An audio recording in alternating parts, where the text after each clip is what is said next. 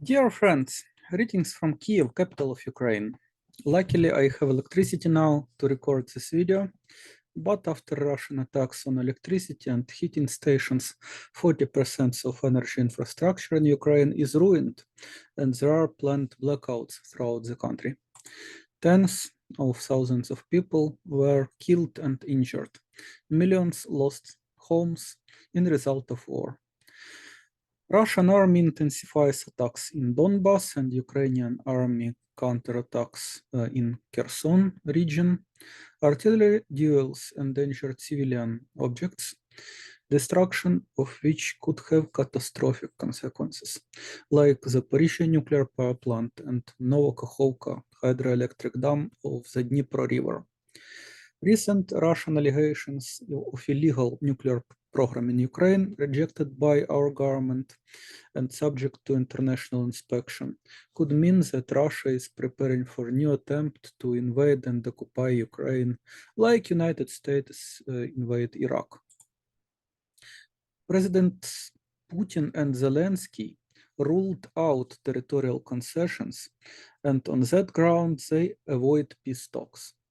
Zelensky even enacted decision of Security Council of Ukraine, which claims that peace talks with Putin are impossible. But of course, there is always room for negotiations, and it was shown that Russia returned to Black Sea grain deal and during prisoner exchanges. United States and NATO countries stand with Ukraine in belligerence, sending weapons of billions dollars worth, and refuse to negotiate with Russia its security concerns about NATO expansion. Belligerence on all sides is not wise from the common security point of view, but it is profitable for military-industrial complexes and their media wings successfully manufacture consent for indefinite war at the cost of declining welfare. Facing these long-term strategies of the war of attrition adopted in Moscow and Washington, peace movements in every corner of the world must develop and implement their long-term strategies. I suggest we must refuse to kill, tell truth, expose lies, learn and teach peace, work for peace, and cherish hope for the world without wars. Refusal to kill is also a first point in the statement on the peace testimony and Ukraine published by Quakers. Another points are relief of suffering, building the institutions of peace and supporting peace building and removing the causes of war. Recently, Ukrainian pacifist movement published a document called Peace Agenda for Ukraine and the World. It says that current policies of war until absolute victory is unacceptable and must be changed. What is needed is a ceasefire, peace talks, and serious work to correct the tragic mistakes made on both sides of the conflict. Sooner or later, parties will sit at the negotiating table. If not after their reasonable decision, then under the pressure of unbearable suffering and weakening. Better we embrace reason, common good, and love to each other.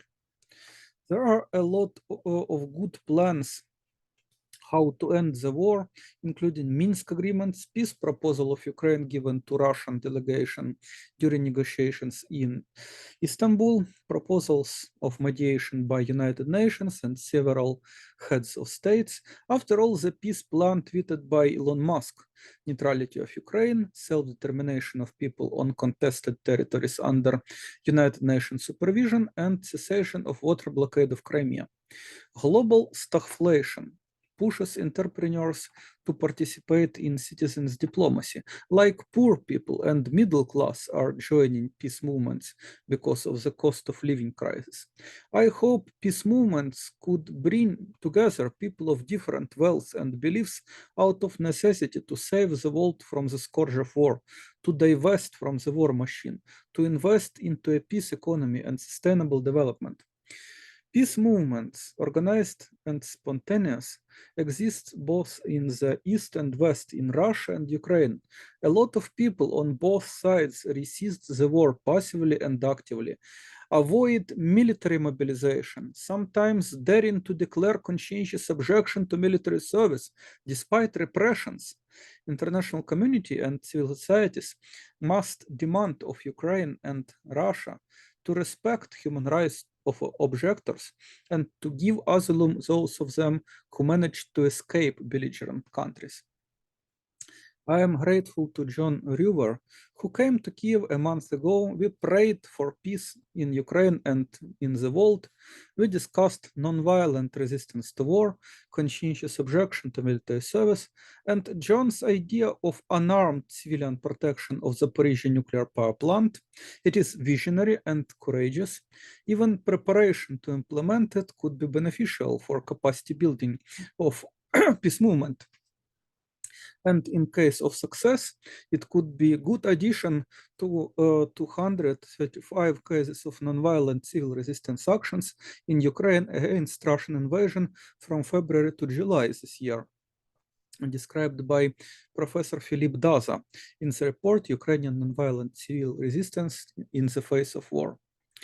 With John, we visit gigantic Soviet time World War II museum in Kiev. Its exhibition includes a lot of horrible, rusty military vehicles, including a mobile nuclear missile launcher. We don't have museums of peace in Ukraine, but we have this museum of mass madness. So sad. Also, we visited a memorial to hundreds of children killed in the war between Russia and Ukraine. There is similar memorial in Donetsk, Alley of Angels, commemorating children killed by Ukrainian army. This senseless carnage must be stopped, and its escalation to nuclear war, to the war between NATO and Russia, is unacceptable. There are no alternatives to diplomacy. Presidents Putin, Zelensky, Biden, and other leaders across the Atlantic should hear every day loud voices of millions of people calling them to stop hostilities, stop insane betting on indefinite war, stop seeking excuses for warmongering. They must hear popular demands to sit at the negotiation table or resign and allow more responsible leaders to stop the war. Weapons will not end the war. Common sense will stop the war. Repentance, redemption, and forgiveness will lead to reconciliation.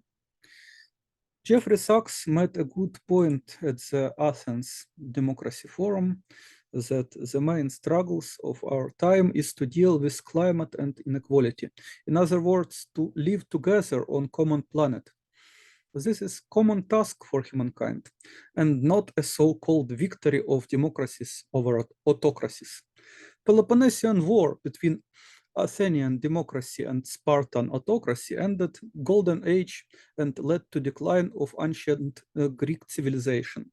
And both belligerents ignored calls of philosophers to abolish slavery, reform unjust economies based on violence, as today self-proclaimed democrats do when curtailing democratic discussion to pave the way for war. And also their rivals, self-proclaimed traditionalists, do the same thing when breaking traditions of peace, politeness, and friendly neighborhood. World is not black and white, and the rival ideologies of pseudo-democratic Atlanticism and pseudo-traditionalist Eurasianism, creating simplistic enemy images of the East and West, as well as enemy images of neo-Nazi Ukraine and neo-Nazi Russia, are very wrong. Wrong enemy images and wrong ideologies of Atlanticism and Eurasianism. There is a reason why people prefer these ideologies to voices of reason.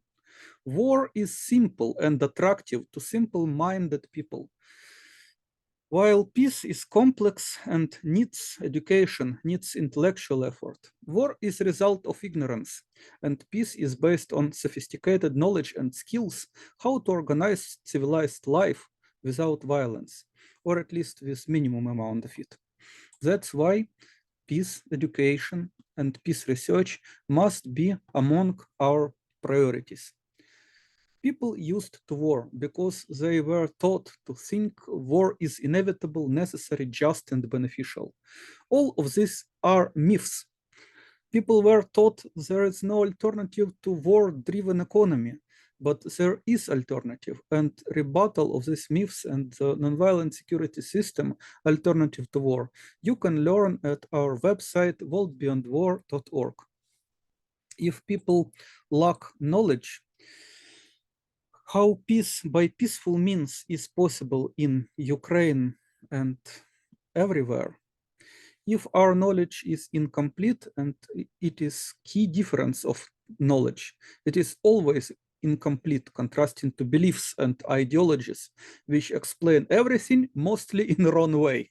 We need more knowledge. We must gather and disseminate knowledge to do right things instead of bloodshed, to build evidence-based peace. I heard many times the question, how can we remain pacifists in time of war? But how could Ukrainian pacifists do anything else? Peace-loving civilians, war resistance, should remain themselves in any circumstances and preserve peaceful life, to which belligerents sooner or later will return, because peace, not war, is a universal norm of human life. Refusal to kill is a moral imperative and internationally recognized human right. But most importantly, it is foundation of our nonviolent way of life, which gives hope for a better future of humankind. Let's build the world beyond war together.